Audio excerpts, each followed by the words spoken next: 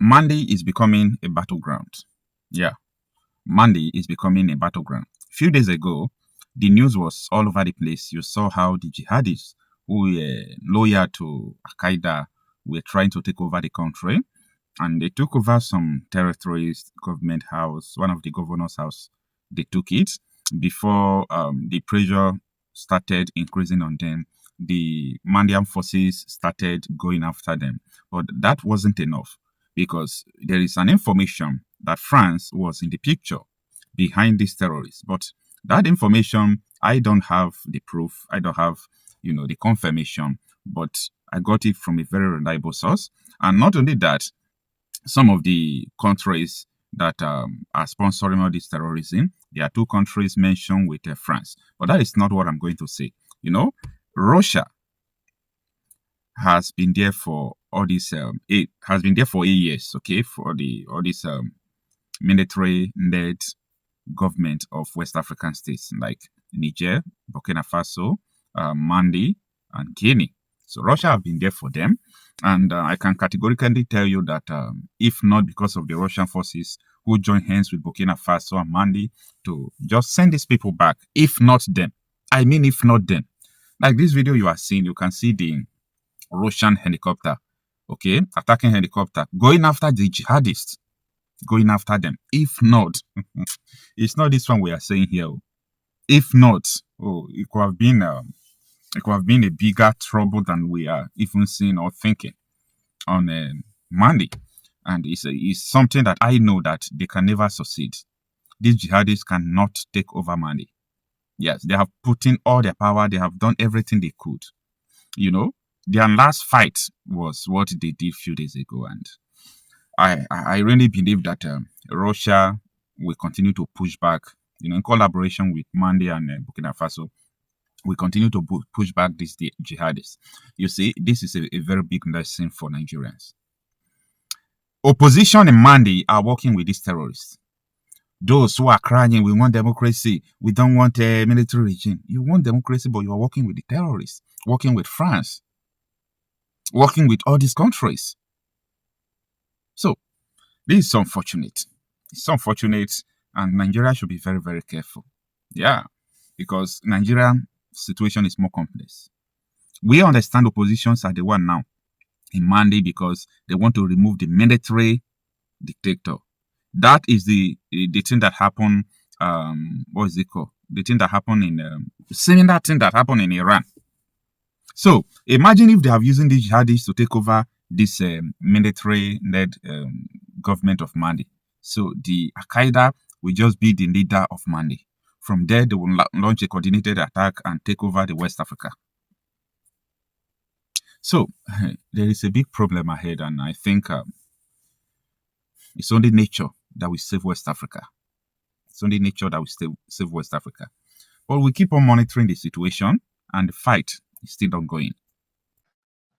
Concerning the jihadists we have in Mali and what we have in Nigeria, yeah, I can authoritatively say that that Nigerian problem is more complex. I even posted it in your comment section. Nigerian problem is more complex than Mali. Okay, your reasons? Yes, the Malian armed forces have not been infiltrated by the jihadists. But here in Nigeria, what we have is an armed forces already infiltrated by the jihadists. Do you know why military coup happened in Mali? No. So Malian case is just like Nigerian case. Mali, the Malian forces, the military, refused to fold their hands. Yeah. They took power. Like what is going on in Nigeria now? You understand? Yes. Military will just take power and start fighting them. So that was what happened in Mali. So it is the same thing. It is the same thing these people are doing, but just like the Malian forces now who are fighting them, it's not because there is no infiltration. No, there is infiltration. Yes. They are still getting intelligence. So these people took over government house. So yesterday. Oh. Yes, I saw it. They wouldn't have done that without insider. Oh. So I believe. Well, you have a point. Just go on. You have a point, but I believe that they are still complicity. so much complicity in the Nigerian case. So much complicity. So much complicity. Okay, for example, where I heard you the other day saying who made the call? Who made the call? Who made the call? That question has not been answered up to today. Up to tomorrow.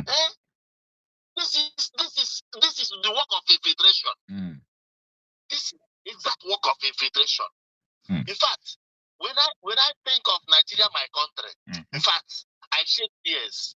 How can a whole almighty Nigerian army, Nigerian armed forces, be reduced to ragtag nonsense? I cannot just understand. I cannot just fathom what is happening in my country, Nigeria. The Nigerian armed forces have been infiltrated and compromised. You said, okay, look at what I saw your video the other day. There was an attack in Jos. The Jos people wanted to chase away the Boko Haram people or whatever they call themselves. But the military came late and started chasing away the population that intended to fight against the jihadists. Is that not compromise? Yeah. I'm totally fed up. I am totally fed up, honestly speaking. It is not a good omen. It is not a good sight to see Nigerian military who have been to Liberia to keep peace there, who have been to Sierra Leone to keep peace there. Right in our doorstep, we are being challenged every day. We are being challenged every day. Oh God. Well, but you know what? I believe that this fight is going to go on for a long time, but the jihadists will never take over Mali. They will never take over Burkina Faso. They will never take over Mali. It is going to be a serious battle. It's going to be hard for them, but they can't take over these countries. Because these people thought that by now they could have even taken over the whole West Africa, according to their plan. But it is backfiring. I learned the other day that the silent organization of silent states, Mali, Burkina Faso, and Niger, raised an army of 15,000 men. Yeah. Yeah. But in our case, what is happening? I learned the other day the military men went to one place in Imo State, and we are begging the monarch to beg Nigerian, the East, Southeast youths to come and join the army. Who wants to join the army to die? See, like what I was telling one soldier said that if you give gun to Nigerians, you don't know whether they can use it or not. They might misuse it. I said, okay, if you give gun to normal people, you think it is going to be chaotic, but terrorists having the gun is normal, right? No. They are not normal. No. That is what I was asking him. Terrorists having the gun, it is normal. But the people having the gun to defend themselves, it is not normal. Do you see black man mentality? That is black man mentality. And I was giving him an example that in 2021, down to 2022, Burkina Faso asked their citizens. I think it was 50,000 people they were able to buy AK-47 for. These are not military men. These are not soldiers. People like me and you, because they understand one thing. If you really want to win this war, military and soldier cannot win it.